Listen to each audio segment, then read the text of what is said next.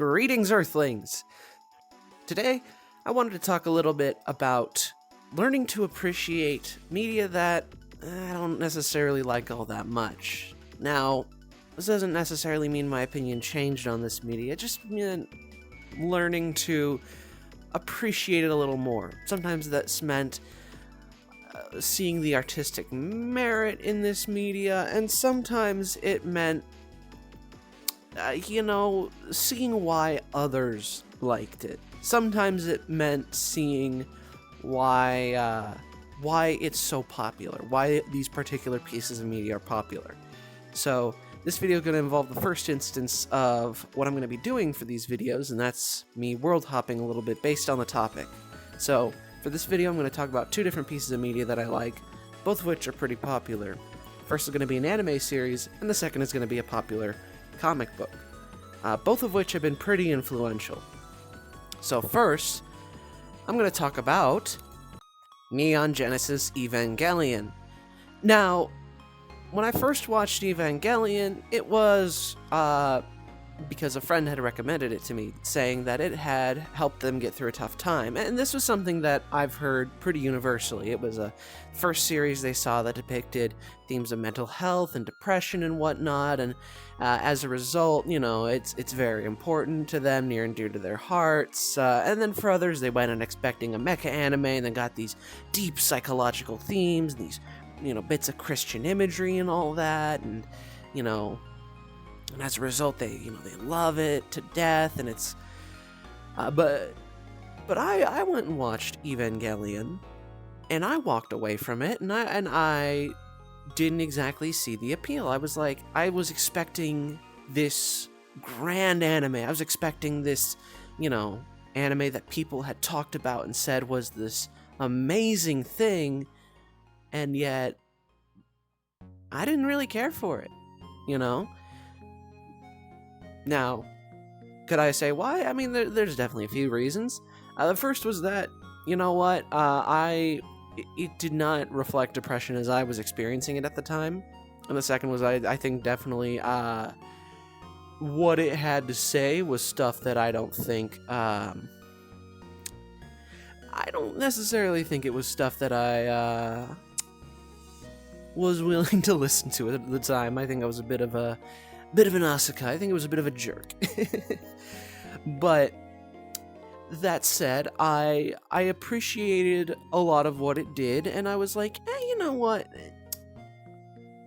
I can appreciate that it's touched so many people's hearts, and it's beloved by so many people, and it's helped out so many people get through so many tough times, but not for me, not my thing, not gonna bother with it at all.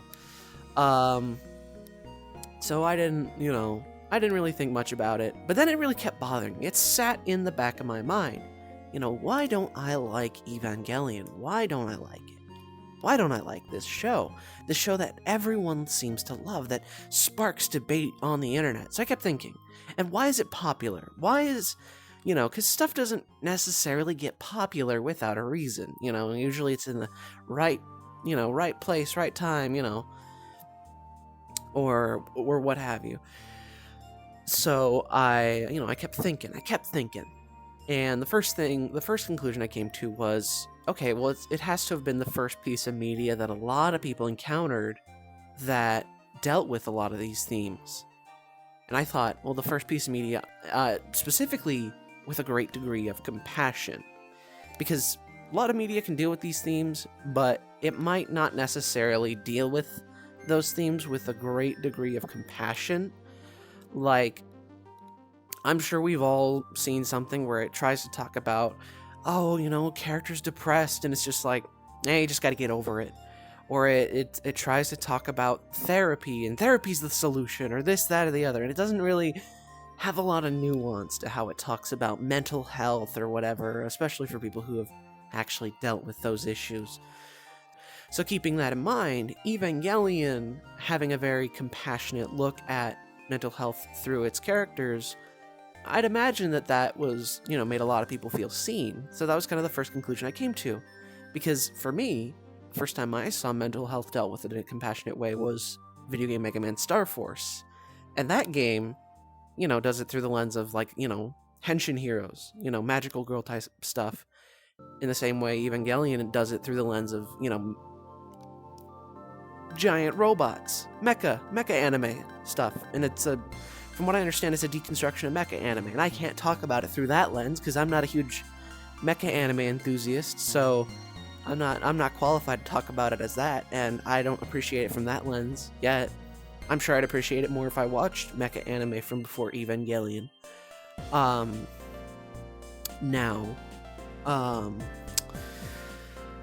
But I was thinking, but for a lot of people, I'd imagine that's why they're so attached to it, is because they've never necessarily, or they had never seen, depression depicted in such a realistic fashion, or they never seen, these themes dealt with in such a realistic or compassionate way.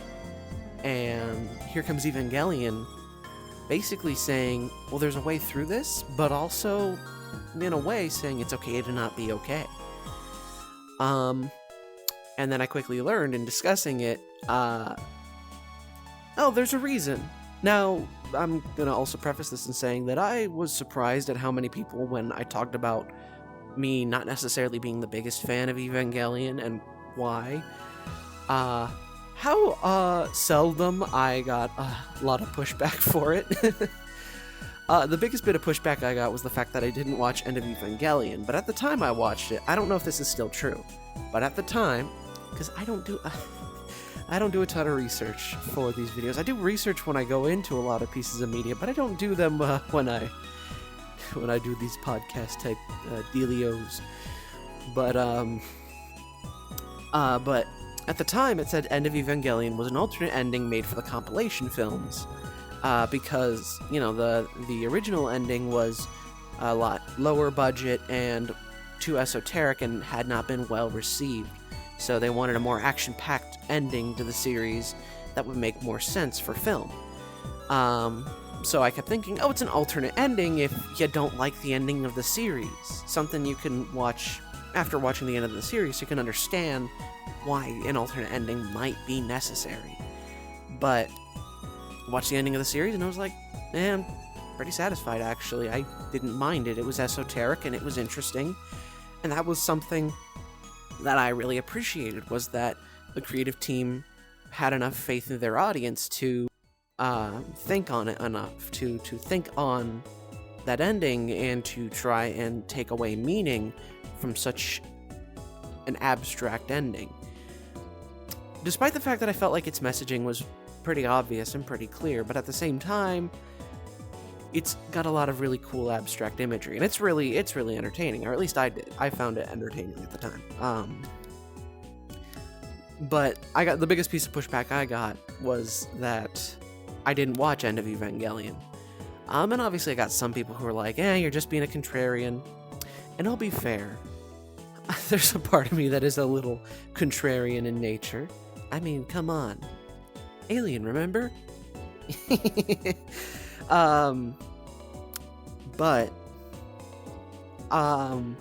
When I was talking to some of these people, I quickly learned that Hideaki Anno, the series creator and lead writer, was actively suicidal when he wrote the bulk of Evangelion, and I quickly gained an extra degree of appreciation for the series because, as I talked with a lot more fans of the series, like people who enjoyed the show itself, I quickly learned, more and more about the characters and what they were meant to represent and whatnot. And I quickly realized how, number one, why these characters felt like such realistic depictions of depression. And yeah, I could see why this show resonated with so many people, because it was coming from the perspective of someone who was depressed. But that also made its ending where, from a perspective, one of the antagonists wins, so depressing. And from what I understand, the reboot films are made from Anno on the other side, basically, of that depression, having overcome it, telling his younger self, hey, you can make it past this. There's something on the other side, trying to make a happier, more hopeful work.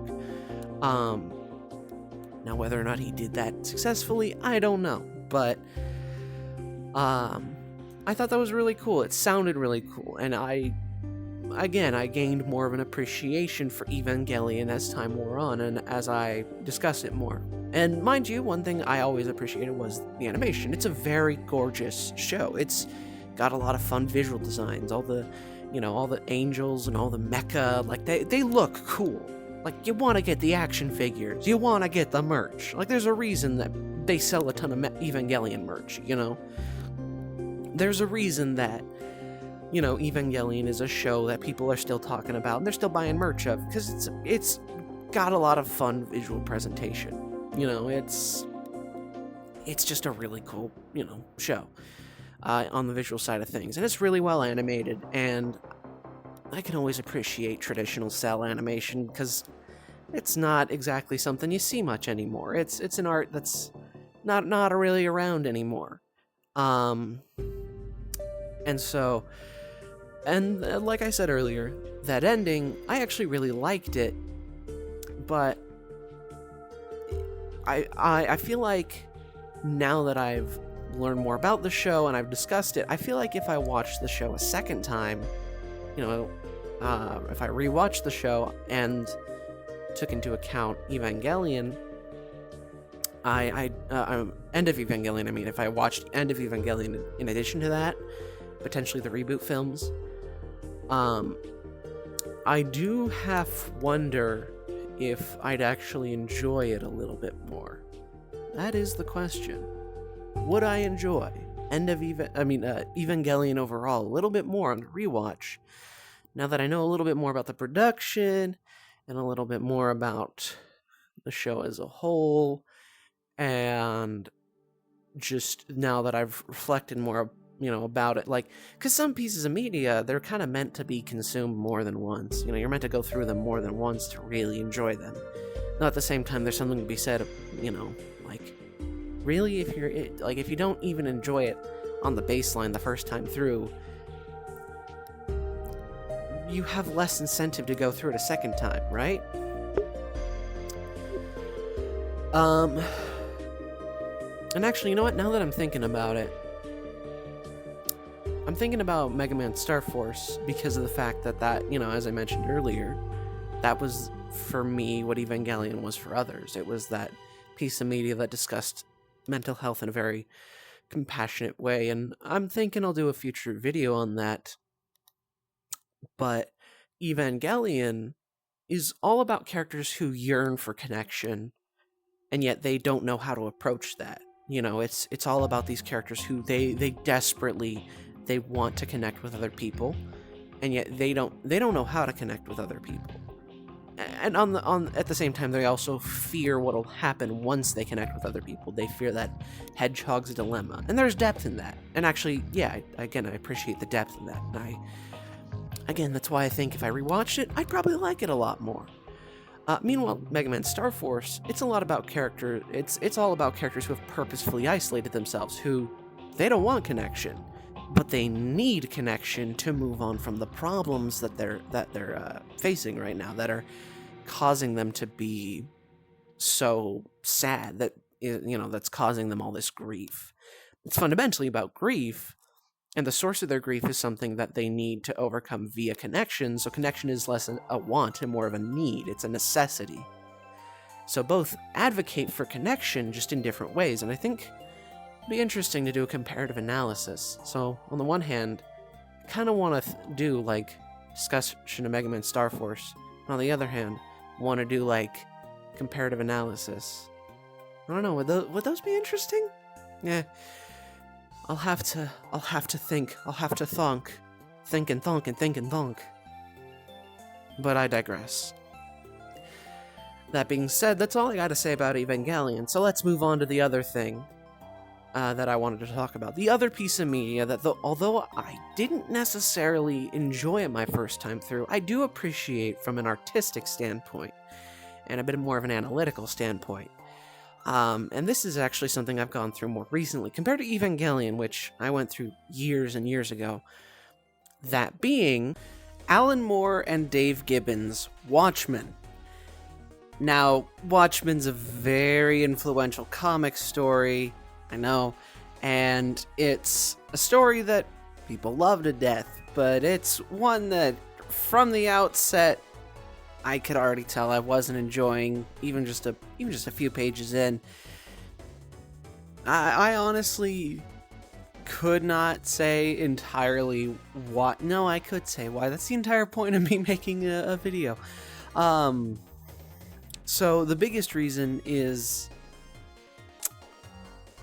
I'm going to take a step back. So Watchmen is something I actually read this year, as opposed to Evangelion, which I watched years ago. So unlike Evangelion, where my artistic appreciation of it came as the result of, having to reflect upon it afterwards, my artistic appreciation of Watchmen came about during, and after, during my, going through it, and then afterwards, of course, still. But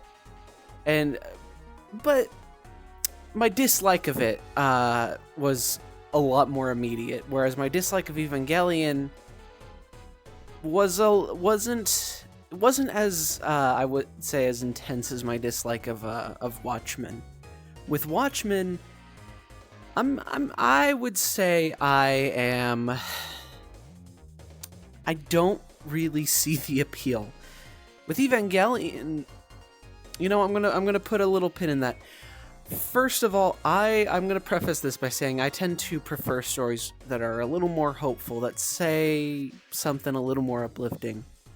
And Evangelion, despite how depressing it is, still ends on a hopeful note. It still says, yeah, depression, mental health, and all that, it sucks, but you can get through it just by connecting with people, by reaching out. It's going to hurt, it's going to suck, but you can get through it. You can learn to deal with it. You can learn to manage it, Whereas Watchmen is such a nihilistic and misanthropic work of fiction that I just could not enjoy it. And yet I was engaged throughout the entirety of the work. The first, most obvious thing is Dave Gibbons' artwork is incredibly dynamic and incredibly well drawn. I forget who did the inks and the colors, but those are really well done. It's just spectacular. The art is spectacular from start to finish. Gibbons also has a nice mastery over changing his style a little bit here and there for the prose sections to make his art look more like, oh, it's a photograph, oh, it's an in-universe comic in this section, oh, it's a police illustration. Like, some artists don't necessarily have that down, and actually the prose sections are something I'll praise Moore's writing for. So yeah, the style is another thing I love. Stylistically, it's very interesting because not a lot of comics have prose sections at the end of every issue, and the prose sections add to the world building. It is a very fleshed out world just in general. The intent for more intended to give his idea of a grounded take on superheroes, and you know what? The world is grounded in its own weird way. The prose sections really add to that because I can believe through those prose sections that oh, this is a world where I could go out and buy the autobiography of a real-world superhero, or where someone is giving wrote a book about the philosophical implications of the emergence of the first person with superpowers, and those powers being Captain Atom under a different name, because reasons that anyone who's a diehard fan of Watchmen actually knows, but I'm not going to delve into it because I'm not qualified for that sort of thing. I'm just saying opinions. Anyways, with Watchmen, it feels very fleshed out. Like, it feels like, oh, this world is very grounded. It feels real when you're delving into it. And yet the story and whatnot is not very I don't know, it feels very much full of holes because it's supposed to be this deconstruction of superheroes. It's supposed to be this realistic take. Moore said that, apparently, I'm going off of Wikipedia, which everyone knows is super reliable, but I find when it comes to comic books and their production history in particular, that it usually is very reliable and tends to cite 1,000,000,001 sources. So, like, it actually doesn't cite its sources. But I read up on the production of Watchmen and, like, what led to, its creation and all that. But Moore's intent was, I want to depict them realistically, and I want to show that in the real world they would be ineffective. First problem, none of these characters come across as heroic. Most of them come across as, if anything, villainous. A lot of them abuse their power for personal gain. A lot of them just kill. Like, there's a reason Watchmen defined the modern anti-hero. Like, the comedian is basically what people would think of when they think of the Punisher. Like, most people, when they think of the Punisher, they probably are thinking of something not too far off from what the comedian is, realistically. Even if, sure, diehard Punisher fans probably would object to that and say, well, no, he's not actually like that. Realistically, they're gonna think of something not too dissimilar. Just a crazy guy who goes shoots up things because he thinks, well, that's just life. It's just all a big joke. I gotta shoot up the guys. I gotta shoot up criminals because that's just my thing, it's just a joke. I'm the comedian. I don't know why I gave him a voice like this. Or you have arguably the main antagonist who frames himself as a hero, and yet he gives a villainous monologue. He's a freaking supervillain, and yet he's like, I'm a hero, and I'm going out to change the world, and does so via villainous means. So I suppose Moore's idea is, no, heroes would be ineffective, except for when they become villainous. In the real world, heroes wouldn't be heroic, they'd be evil and villainous. In the real world, good people don't exist. People who just help others and are kind or do good deeds, that doesn't exist, of course not. Except for kindness does exist. We have the newspaper guy who's kind of the kid that's reading the in-universe comic that's kind of a homage pastiche to EC Comics titles. And he's very kind to that kid and kind of becomes a surrogate father figure. We have a little bit of kindness between the two different versions of Night Owl. The original Night Owl seeming to be, seeming to have earnestly believed in what he was fighting in, alongside a few of the others. And what do you know, that gets all three of them killed. The second Night Owl also seems to have earnestly believed in the ideals of heroism and is outright called, he's called, he's called, like, innocent. He is called naive for that. Not innocent, he's called naive for believing in those ideals and sticking to them. So Moore's fundamental thesis ends up being, goodness doesn't exist. And if you try to be good, you try to be kind to other people, well, it'll get you killed. Heck, even Rorschach, who is not meant to be likable, not meant to be a good character, he kills a bunch of people, tortures people. I mean, he literally has a kill the dog moment, or kick the dog moment, but he doesn't kick a dog, he kills a dog. 2 dogs, but I digress. Even he's like, hey, what's going on is wrong, I'm gonna go tell the world, because you know what, that's gonna do more good than hiding this secret, and he gets killed for it because, well, no, sticking to that ideal is wrong. Sticking to that ideal of good is wrong. It's like,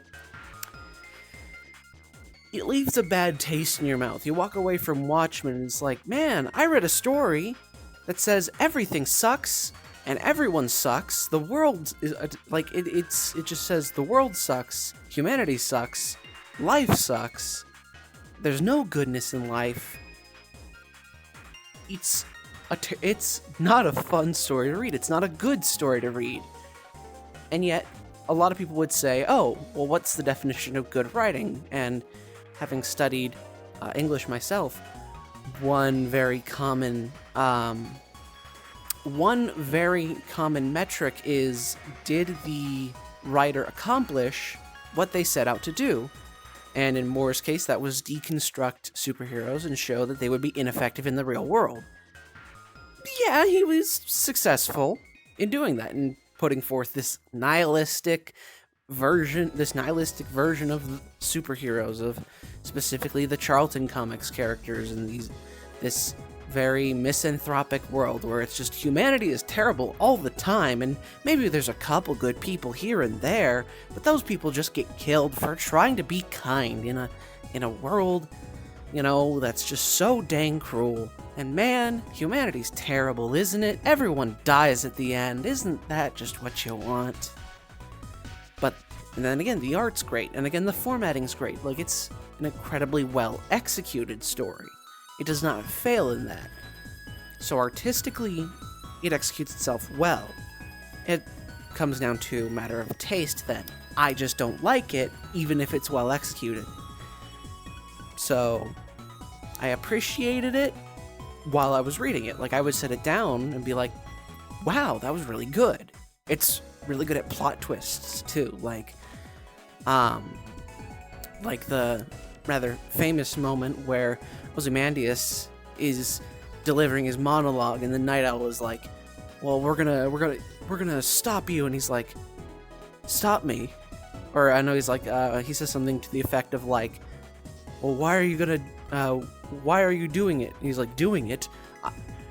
You think I would explain my master plan to you if there was any chance that you could stop it? I already did it 30 minutes ago. Like, it's a really good plot twist that is barely foreshadowed. There is a panel, and you don't even know what's going on the first time you're going through it. And from what I can tell, Watchmen is something that apparently was intended to be read through multiple times. So maybe I'd enjoy it more a second time, but I could already tell, no, I wouldn't. Because fundamentally going through it, nah, that ain't it. It's not a story where I agree with the fundamental thesis or the fundamental intent. I disagree. I do not think that superheroes would be ineffective in the real world. I am more inclined towards something like What's So Funny About Truth, Justice, the American Way, or a lot of the responses to Watchmen that posit that a character like Superman would actually be a big force of positive change. And actually and heck, even in Watchmen, there's this contradiction in that, well, the superheroes still do cause change. Changes are made just by their presence, their very existence. And heck, I'm not sure about where they'll go with it, but the Superman film that James Gunn released not too long ago has Superman go out and make a change in the world by dealing with a frickin' war that was orchestrated by a supervillain, which almost feels not too dissimilar from Ozymandias' plan. It's obviously not a one-to-one, but there are certain similarities that I can't help but notice. This grand chess master, orchestrating events.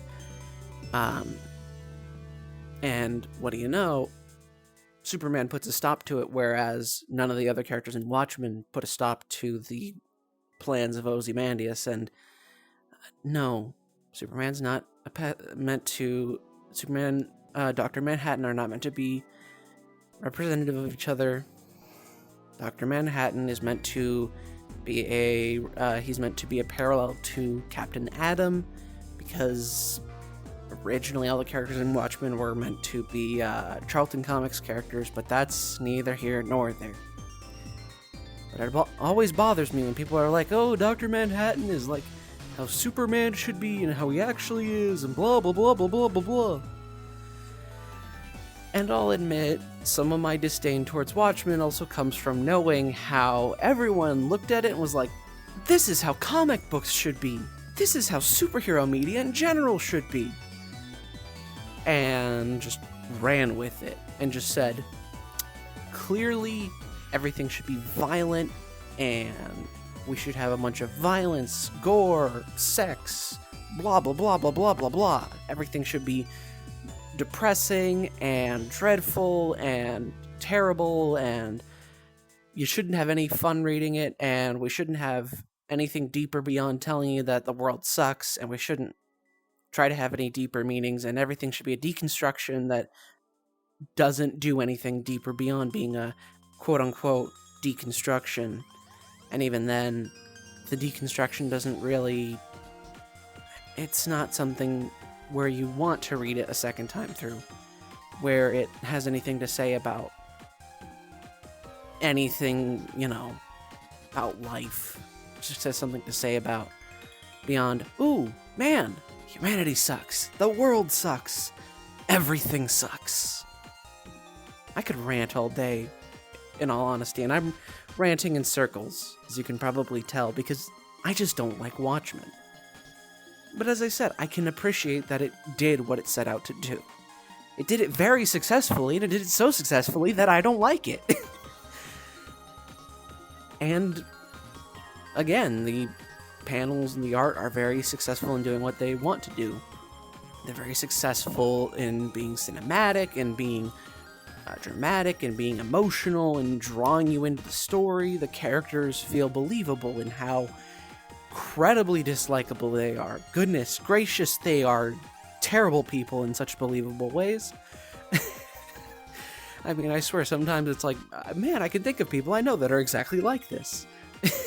I know a Rorschach, I know a Night Owl, I know I know this, I know that. Yeah, it's so funny. But that's all I gotta say about Watchmen. So with that in mind, what's our big takeaway? Huh? What's our big takeaway from all this nerdy rambling about giant robots and superhero comics, huh? Well, I would say the first is that just because you don't like something doesn't mean you can't see the good in it. With Evangelion, I could see the beauty in the animation and the reasons that people loved it, the reasons that it resonated with them. And with Watchmen, I could see exactly how it executed its vision well, and I could appreciate its formatting incredibly well. With both, I walked away not entirely feeling like my time was wasted, even if I feel like it was a little more wasted with Watchmen than it was with Evangelion. But I digress. And so, I would say the major takeaway, major conclusion, try to re-examine those things that you dislike, those pieces of media, those works of art, the games, the movies, the TV shows, the books, the comic books, the graphic novels, even the people. Not to say people are things.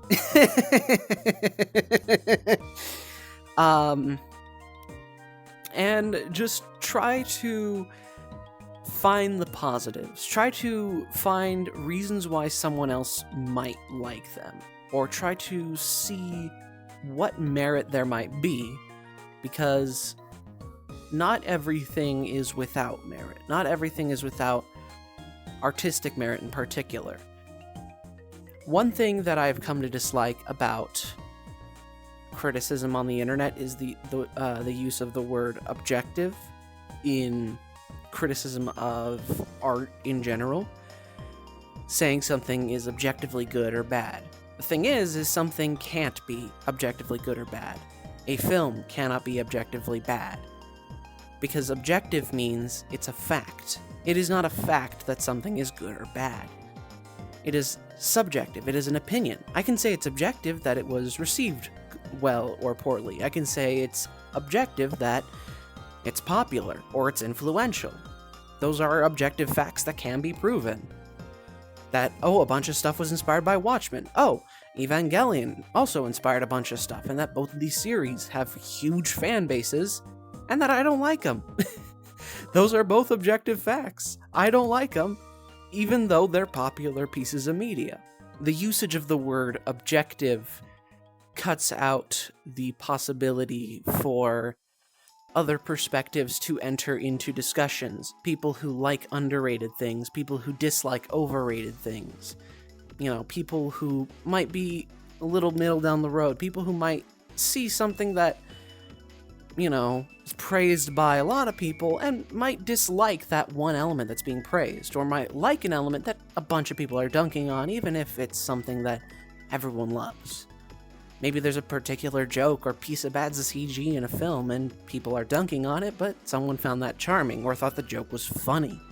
Maybe there's one level in a video game that everyone loves to death, but you found wasn't fun. Maybe there's this one music track in this singer's latest album that you think is a bop, but everyone else hates. Doesn't make it objectively good or objectively bad, it just means other people like it, or other people dislike it, and you do, or you don't. It's not objectively good or objectively bad. And that's why I implore all of you, Earthlings, to try and find the good in the bad. To try and appreciate from an artistic or a critical standpoint that which you don't like. That's all from me today. Hope you all have a wonderful day, and I'll see you all later.